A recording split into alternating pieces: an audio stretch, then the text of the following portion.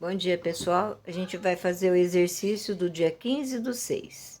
Lá ele fala para mim que são dadas duas circunferências e eu tenho um modelinho aqui para poder pensar sobre o exercício, tá?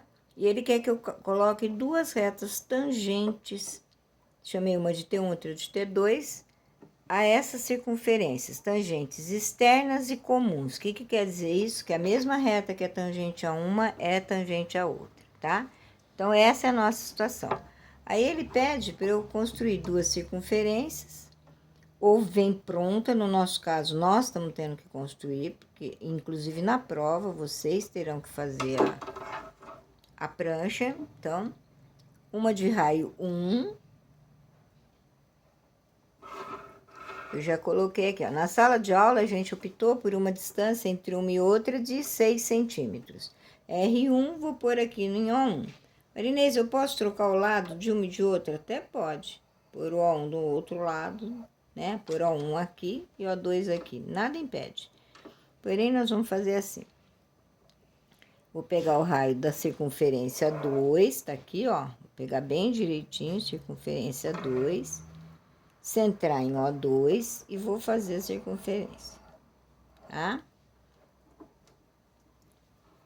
Aí a gente vai construir uma circunferência auxiliar, com a diferença entre o raio maior e o raio menor. Então, para nós, é R2 menos R1.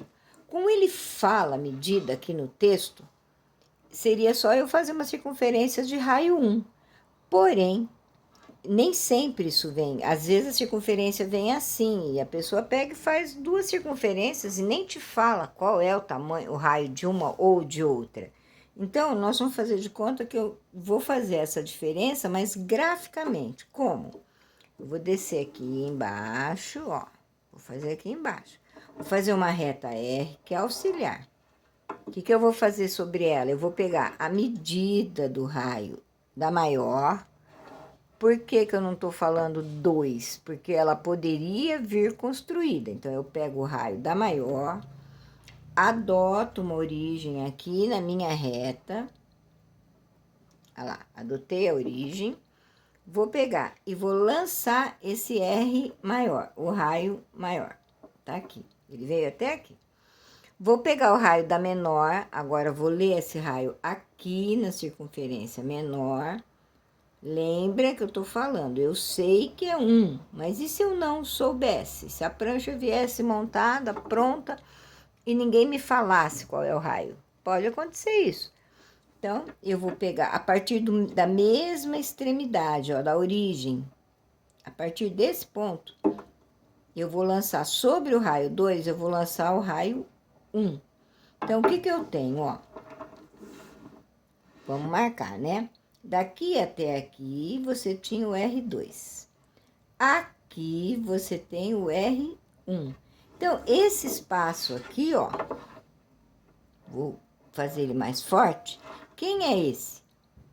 Esse é R2 menos R1, seja ele quem for. No nosso caso é 1, mas ele poderia ser uma medida que só está ali expressa no tamanho da circunferência e não numericamente. Lembra que para desenho o que vale é o traçado, né?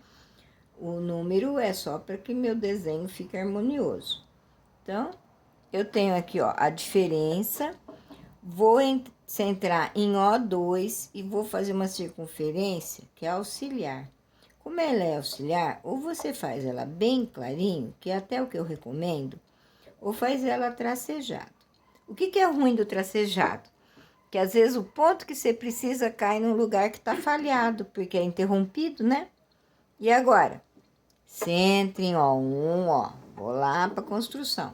Centre em O1, abre o seu compasso até O2. Assim, O1, O2. Aqui, tá? E faz um arco que deve tocar a circunferência auxiliar. Ele não deve ir até a circunferência que foi dada. Então, portanto, ele vai tocar a circunferência tracejada. Centre em O1, abre. Oi, saiu do lugar. Até O2, certinho, ó. Se fizer errado, já é uma diferença pequena, porque o nosso desenho tem que caber nesse espaço, né? Aqui eu vou ter um ponto de tangência, mas não é o que eu quero. Eu vou chamar ele de ponto 1. E aqui eu vou ter um ponto 2. Não é o que eu quero, porque eu quero que tangencie a circunferência dada, e não essa auxiliar que eu construí. Vou unir o O2 ao 1. Marinês, dá quase em cima, dá mesmo, a diferença é milimétrica. Se eu fizer uma diferença maior, por exemplo, o raio da circunferência externa 4 e o da interna 1, aí dá uma diferença muito grande. Então, essa diferença é pequenininha. Quem fez aí percebeu, e o bom de eu fazer com o mesmo recurso de vocês é evidenciar isso. Aqui sim eu tenho um ponto de tangência 1 e um ponto de tangência 2. Eu quero tangente externa? Então, agora é hora de trabalhar com o esquadro. Vamos lembrar como é que é? A gente encosta em O2T1 o meu esquadro e vou deslizar ele até o ponto A1. Olha lá, vou ter uma reta aqui, ó. Vou fazer assim, fica ruim pra mim, mas talvez melhor pra vocês verem, ó. Tá vendo aqui? Vê bem. Encostei em O2T1, deslizei na minha régua até o A1. Vou fazer a mesma coisa aqui embaixo. O2T2, encostou? Vai deslizar até o centro O1. Olha lá, O1. E faz uma reta. E faz a reta, ó. Tá aqui. Então, você vai ter aqui T1, T2, vou pôr aqui T3, T4. Não interessa a numeração, mas ela tem que ter, não posso pôr só T, porque são pontos distintos. Quando você unir T1 e T3, ó, você tem a primeira reta tangente, tangente 1. Quando unir T2 e T4, você tem a segunda reta tangente, tangente 2. Tá aí, ó, que bonitinho que ficou, né? Fica bonito, fica aqui, volta a insistir, hein? Se a diferença entre os dois raios for bem grande, um 4, outro 1, essa diferença entre o arco que passou aqui e a reta tangente, e a reta que vai do centro até o 1, ela tem uma diferença bem grandona, fica assim, ó. A reta, o arco ali e a reta aqui, dá uma diferença grande. A nossa não dá, é imperceptível quase, mas o processo é esse. Por que eu tenho que falar o processo e não posso falar só une? É porque se você pegar circunferências de raios bem diferentes, um bem grande, uma bem pequena, vai dar uma diferença significativa, ok? Beijinhos, até a próxima aula.